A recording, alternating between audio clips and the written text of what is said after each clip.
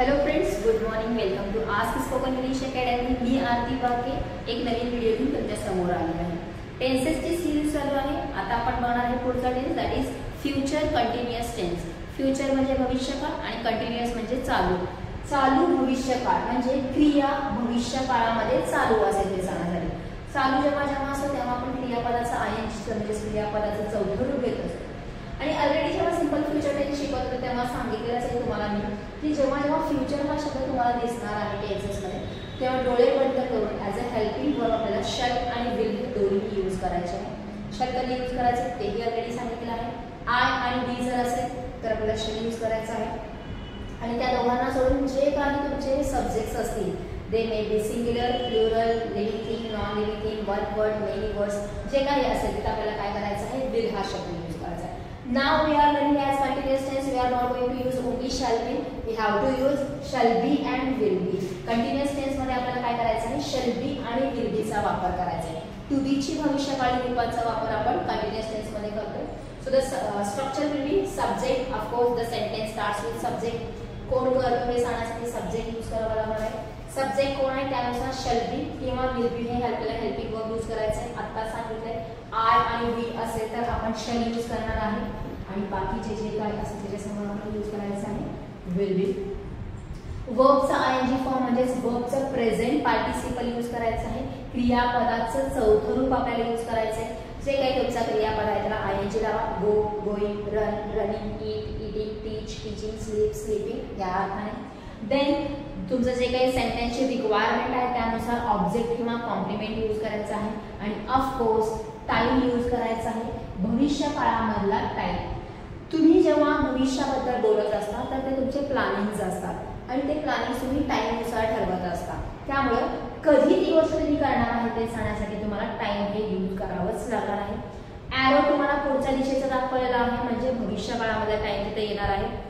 आत्ता जे काही टाइम आहे त्याच्या पुढचा जो काही येणारा काळ आहे थोड्या वेळानंतर, थोड्या दिवसानंतर, थोड्या महिन्यानंतर, थोड्या वर्षानंतर जे काही टाइम आहे तुम्ही इथं काय करू शकता, यूज करू शकता. मग त्याच्यामध्ये तुम्ही ॲट हे प्रिपोजिशन यूज करू शकता, इन प्रिपोजिशन यूज करू शकता, ऑन यूज करू शकता, आफ्टर, बिफोर यूज करू शकता. डायरेक्टली टाइम म्हणजे टाइमच यायला पाहिजे असं नाही. डेज घेऊ शकता, टाइम घेऊ शकता, मंथ्स घेऊ शकता, सीझन्स घेऊ शकता, फेस्टिवल्स घेऊ शकता, इव्हन तुम्ही एखादं वर्क सुद्धा घेऊ शकता.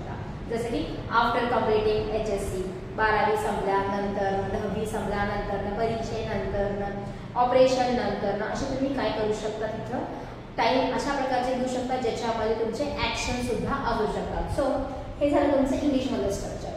जेव्हा आपण मराठीमध्ये हे सेंटेन्स ट्रान्सलेट करण्यासाठी बघू तेव्हा त्या मराठी वाक्याचं एंड जे आहे ते करत असेल, करत असेल किंवा करत असू, करत असतील असं होणार आहे. कशावर अवलंबून आहे ते? Of course the subject. मी करत असेल, तो करत असेल, ती करत असेल, आम्ही करत असू, ते सगळेजण करत असतील. अशा प्रकारे काय होणार आहे चेंजेस. कॉमन काय शब्द आहे करत. करत म्हणजेच काय आहे क्रियापदाला जेव्हा आपण आयएनजीचा फॉर्म लावू त्याचा अर्थ होणार आहे करत. जेव्हा आपण फॉर्म्स ऑफ बघितले ते वर्ब्स त्याच्यामध्ये 6वा जो रकाना होता तो होता V4चा क्रियापदाला आयएनजी लावल्याचा. तर प्रत्येक ठिकाणी आपण आयएनजी लावलं होतं. Playing, running, going, eating, sleeping, cancelling, collecting. तर प्रत्येक ठिकाणी येत, जात, बसत, खात, रद्द करत, गोळा करत असे शब्द लिहिलेले आहेत. रिकॉल करा, काढून बघा तुम्ही वहीमध्ये लिहिलेला आहे. तो जो शब्द आहे तो आपल्याला काय करायचा आहे लावायचा आहे. क्रियापदाचा आयएनजी स्वरूप आपल्याला घ्यायचं आहे. आणि शॅल बी, विल बी आपण सेपरेट ऑलरेडी बघितलेला आहे. त्याचा अर्थ असेल, असेल, असू, असतील, असाल असा शब्द तो फक्त काय होणार त्याच्यासोबत येऊन लागणार आहे. म्हणजे सेंटेन्स असं तुमचा मराठी सेंटेन्स एंड होणार आहे तो असणार आहे करत असेल, करत असेल, करत असू किंवा करत असतील या अर्थाने. सो फ्युचर कंटिन्युअस टेन्स मध्ये काय बघणार आहे आपण भविष्य काळामध्ये एक पर्टिक्युलर टाइमला एक क्रिया कंटिन्युअसली चालू आहे हे सांगतो आपण ह्याच्यात. Okay, now you see some examples. I shall be taking online batches next month. पुढच्या महिन्यामध्ये मी ऑनलाईन बॅचेस घेत असेल. आता आय वापरलेला असल्यामुळे मी ते शल यूज केलेला आहे. बी त्याच्यासोबत येणार कारण कंटिन्युअस टेन्स आहे. क्रियापदाला आयएनजी वापरलेला आहे आणि टाइम वापरलेला आहे नेक्स्ट पुढच्या महिन्यात मी ऑनलाईन बॅचेस घेत असेल. माझी शिकवण्याची किंवा बॅच घेण्याची क्रिया पुढच्या महिन्यामध्ये चालू असणार आहे, ते या वाक्यामध्ये सांगितलं आहे. Harish will be getting training after joining the company. Harish एक वचन आहे, त्याच्यासमोर आपण विल बी वापरलेला आहे. गेट क्रियापद आहे, तर आयएनजी लावल्यामुळे गेटिंग झाला. कधी? तर after joining the company, company join केल्यानंतर हरीश ट्रेनिंग घेत असेल. कधी? जेव्हा तो कंपनी जॉईन करेल तेव्हा. अगोदर घेणार आहे का? नाही, टाइम सांगितलेला आहे त्याने आणि इथे आपण काय केलेलं आहे? ऍक्शन घेतलेलं. Gita will be stitching a party dress for next birthday. Gita काय करत असेल? तर पुढच्या बर्थडे साठी पार्टी ड्रेस शिवत असेल. स्टिच म्हणजे शिवणे आणि त्याचं झालेलं आहे स्टिचिंग. विल बी यूज केलेला आहे आपण त्याच्यासोबत. पुढच्या पार्टीसाठी, पुढची हा जो शब्द आहे नेक्स्ट म्हणजे तो भविष्यकाळ दाखवत आहे. पुढच्या पार्टीसाठी गीता पार्टी ड्रेस शिवत असेल. Horse will be grazing at morning. Graze म्हणजे चरणे. सकाळी घोडा चरत असेल. चरत असेल म्हणजे मोकळ्या मैदानामध्ये जेव्हा जनावरांना आपण सोडतो तेव्हा ते तिथले गवत वगैरे जे खात असतात त्याला म्हणायचं ग्रेज. ग्रेज म्हणजे चरणे. कोण? घोडा. घोडा सकाळी चरत असेल. My parents will be travelling India after their retirement. माझे पालक भारताचा प्रवास करत असतील. कधी? After their retirement. त्यांच्या रिटायरमेंट नंतर ते भारतभर प्रवास करत असेल. प्रवास करण्याची क्रिया काय असणार आहे? चालूच आहे. कधी? रिटायरमेंटच्या नंतर. Hina will be learning to cook before her marriage. Hina काय करणार आहे? कुकिंग शिकत असणार आहे. टू कुक म्हणजे काय? स्वयंपाक करणे. काय करणार आहे? स्वयंपाक करण्यासाठी शिकणार आहे. टू लर्न म्हणजे शिकणे. लग्नाच्या अगोदर, कुणाच्या? स्वतःच्या. बिफोर हर मॅरेज टाइम काय आहे? तिच्या लग्नाच्या अगोदर. कुणाच्या? हिना तिच्या लग्नाच्या अगोदर स्वयंपाक करायचं शिकत असेल. शिकण्याची क्रिया ती चालू असेल. शिकत असेल. Municipal corporation will be demolishing the buildings till month end. To demolish म्हणजे उद्ध्वस्त करणे, पाडणे, तोडणे या अर्थाने वापरलं जातं.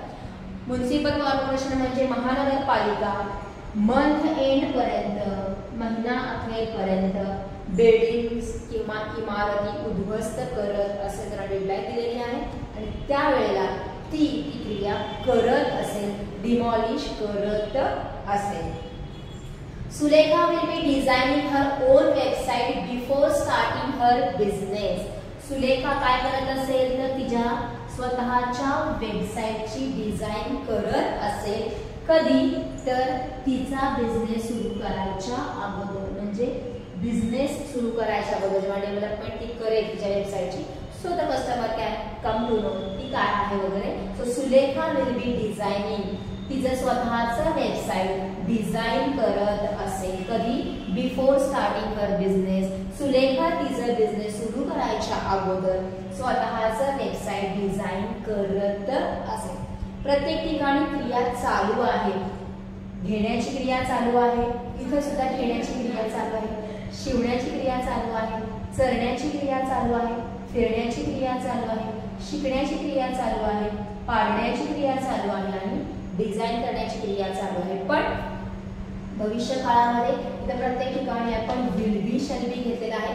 करत असेल, शिकत असेल, घेत असेल, पाडत असेल, सांगत असेल, विचारत असेल, बघत असेल अशा प्रकारचे सेंटेन्सेस तुम्हाला इथं बघणार आहात या फ्युचर कंटिन्युअस टेन्स मध्ये. इझी आहे. Future continuous tense compulsory shall be यायला पाहिजे. कंटिन्युअस आहे म्हणून बी प्रत्यय लागलेला आहे किंवा directly shall be will be हे टू बी ची भविष्यकाळी रूप घेतलेली आहे. कंटिन्युअस टेन्स असल्यामुळे क्रियापद आयएनजी रूप वापरायला आणि again you will have to use time.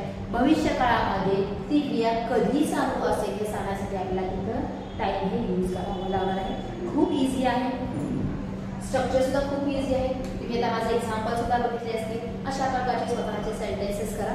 तुम्ही जे प्लॅनिंग केलेलं आहे भविष्य काळासाठी त्याचे सेंटेन्सेस करा. जसं की उद्या या वेळेला मी पोहोचत असेल, मी रेल्वेने जात असेल, मी सकाळी नाश्ता करत असेल, सर उद्या आमची टेस्ट घेत असतील, अरे मी पुढच्या महिन्यामध्ये पुण्याला शिफ्ट होत असेल, पुढच्या वर्षी मी दिवाळीमध्ये कार घेत असेल, ह्या सगळ्या गोष्टी आपण इन जनरली एकमेकांसोबत बोलत असतो. फक्त तो कोणता काळ आहे हे आपल्याला माहित नसल्यामुळे आपण काय करतो, मराठीमध्ये एवढा आपण कन्सिडर केला जात नाही. But as we are learning English we have to focus on the particular sentence. अरे मी कोणता सेंटेन्स वापरतो, कशा प्रकारे सेंटेन्स केलेला आहे, त्याचं इंग्लिशमध्ये कसं होऊ शकतो, how can I speak in English, हे तुम्हाला काय करायचं आहे, डेलिबरेटली लक्ष द्यायचं आहे आणि तुम्हाला ते सेंटेन्सेस कन्वर्ट करायचे आहे. सो बसा, तुम्ही जेव्हा बोलत असता एकमेकांसोबत, फ्रेंड्स असतील, फॅमिली असेल किंवा इन जनरली कोणासोबत तरी चॅट करत असाल, तेव्हा जे तुम्ही मराठीमध्ये बोलता त्याच्यात थोडंसं काय करा, लक्ष द्या.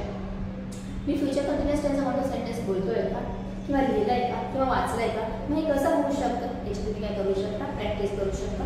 So right a lot of sentences. जेवढे सेंटेन्सेसची प्रॅक्टिस करा तेवढं कमीच आहे, त्यामुळे भरपूर सेंटेन्सेसची प्रॅक्टिस करा. हाताखालून जाऊ दे. जे तुम्ही लिहिलेलं असेल ते सारखं सारखं रीड करा, मगच ते तुमच्या तोंडामध्ये येणार आहे. फक्त लिहून काढलं की होत नाही. You have to use them by speaking.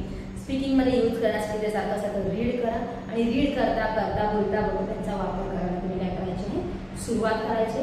So this is for today. नंतर स्क्रीनशॉट काढून घ्या आणि सेंटेन्सेस करा. थँक्यू.